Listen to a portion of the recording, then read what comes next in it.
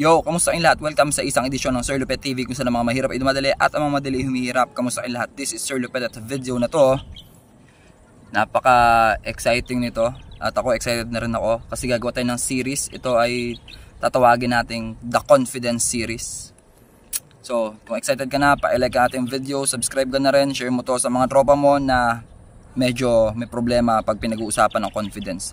So, itong confidence series natin ay bubuuin ito ng 7 parts kung saan pag-uusapan natin ang mga bagay tulad ng eye contact, posture, gesture, competence, communication skills, at may dalawa pa na malalaman nyo sa mga susunod na videos natin. So para sa first part ng ating confidence series, pag-uusapan natin is eye contact. Yan, eye contact.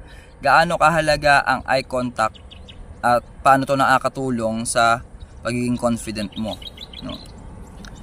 Makikita mo kasi agad sa isang tao kung confident siya o hindi. Unang-una yan based sa kung kaya niyang tumingin sa mata ng kausap niya. Okay?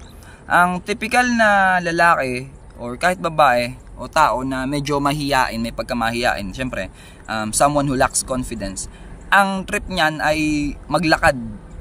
Maglalakad siya and then nakatingin lang sa lupa, no? Or nakatingin lang sa sahig, nakatingin sa baba, no? Now, yung iba naman ang gagawin para malibang yung sarili nila, yun, lalo sa panahon ngayon, meron ng cellphone. So, maglalakad habang nakatingin sa cellphone naman. And pwede rin naman naglalakad, nagse-cellphone tapos naka-earphone, no? Yung mga yun kasi, mga coping mechanism ng mga tao yun para para ma-lessen yung anxiety nila kapag nasa public places. Yung iba naman, aware naman sila dun, kaso nga lang hindi lang talaga nila trip na makipag-interact sa mga tao, and I understand that may mga tao talagang ganun. Pero kung gusto mo maging confident na tao, kailangan mong matutunan na tumingin sa mata ng sino mang kausap mo, regardless kung anong age man yan. Mas bata sa'yo, kaedad mo, or mas matanda sa'yo, babae man yan or lalaki. Diba?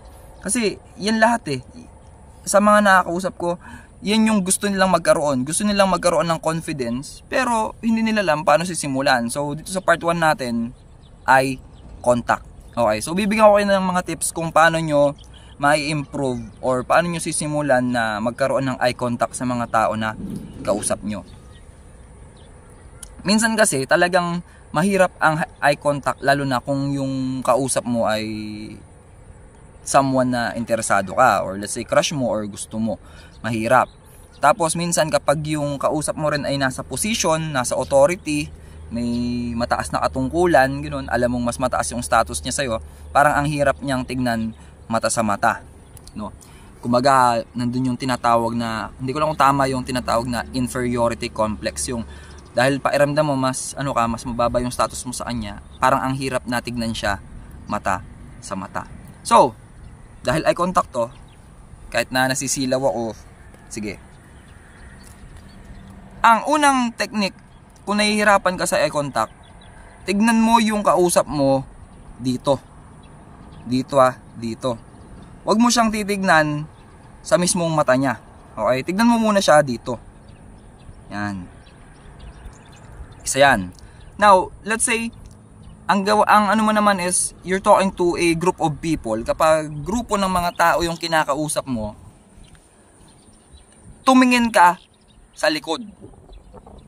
Kung kaya mong tignan yung pader sa likod, doon ka titingin. Okay?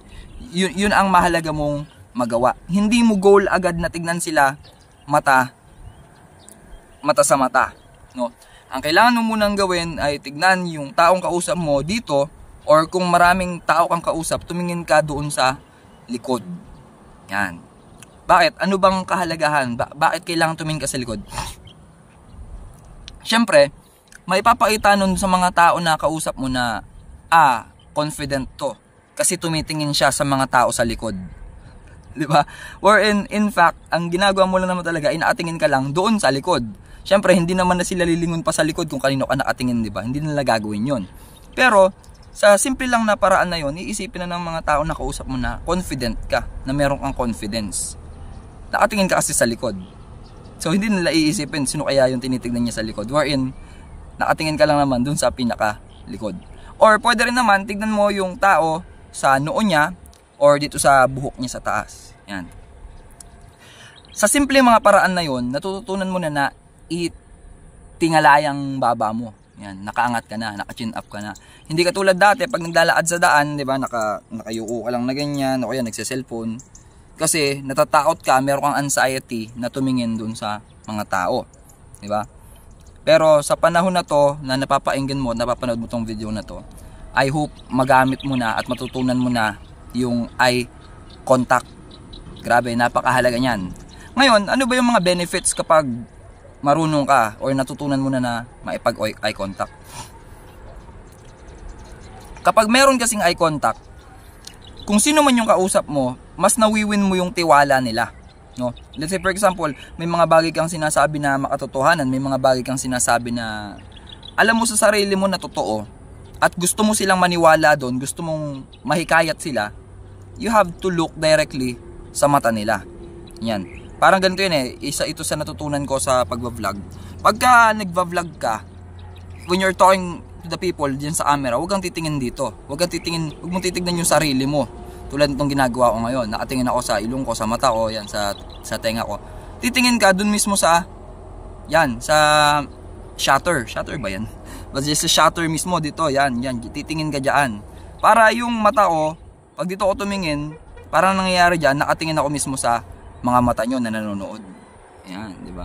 So, kapag merong eye contact, mas naipapakita mo dun sa mga kausap mo na totoo yung sinasabi mo. Kasi isa ring batayan yan na tinitignan ko at na experience ko rin, na whenever na yung tao ay hindi makatingin ng diretso sa'yo kapag merong ang tinatanong, or like for example, gusto mo malaman kung nagsisinungaling siya or hindi. Pag yung taong kausap mo ay hindi makatingin ng diretso sa'yo, sa mata mo, yan, nakakaramdam siya ng parang uncomfy, yan. Uncomfortable yun para sa kanya. Lalo na kung nagsisinungaling siya or may tinatago siya, kasi hindi siya makatingin directly sa mata mo. So, kailangan mong gawin, pag-aralan mo at matutunan mo na tumingin directly sa mata ng kausap mo. Ngayon, ito naman yung mga do's and don'ts. Ipagpalagay natin, marunong ka na sa eye contact, natutunan mo na. Huwag ka naman babad. Yung talagang nakatingin ka na lang lagi sa mata ng kausap mo, di ba? Iaalis mo rin, bibitaw mo rin yung tingin, di ba? For example, tignan mo siya 3 seconds sa mata. 1, 2, 3. Tapos look away. Di ba? Look away sa kaliwa. Mas maganda mag-look away ka sa kaliwa. Yan. Kaysa look away ka sa kanan. So look away ka sa kaliwa. Yan. O, tapos balik mo siya, tignan mo ulit. 1, 2, 3. Tapos pwedeng magbasa ka muna or may tignan ka muna. Ganyan. Tingin ka dun sa medyo banda doon. O, tapos balik mo ng tingin. 1, 2, 3. Huwag mong ibababad yung tingin mo dun sa kausap mo, no? Kasi parang magiging napaka-creepy na nun para sa kanya. 'Di ba? So, I hope makatulong tong video na to. Part 1 pa lang ito ng ating confidence series. So, for this video pinag-usapan natin gaano kahalaga ang eye contact. Try mo to una sa mga kapatid mo, sa nanay mo, sa mga kaibigan mo. Yan.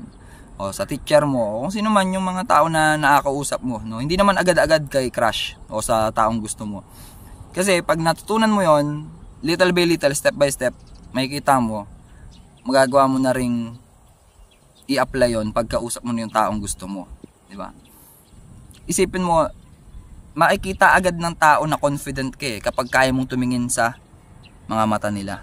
Yun, no? So, paano ba yan? Hanggang dito muna. I hope makatulong ito. Napakahalaga ng eye contact. So, abangan nyo pa yung 6 parts pa natin na natitira. Una pa lang ito sa ating confidence series.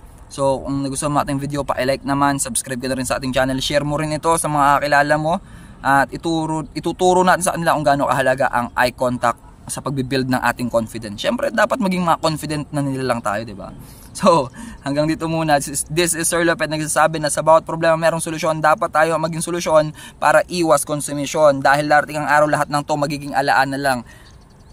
magiging alaala na lang, kaya samahan nyo gumawa ng magandang alaala. Maraming salamat, ingat nasan ka man, God bless you, and goodbye for now. Shout out pala sa mga nanonood ng video dito, nakakausap ko kayo in personal, and nagugulat ako dahil nanonood pala kayo, hindi nga lang kayo nagko-comment sa ating mga videos. So shout out sa inyo, mag-iingat kayo palagi.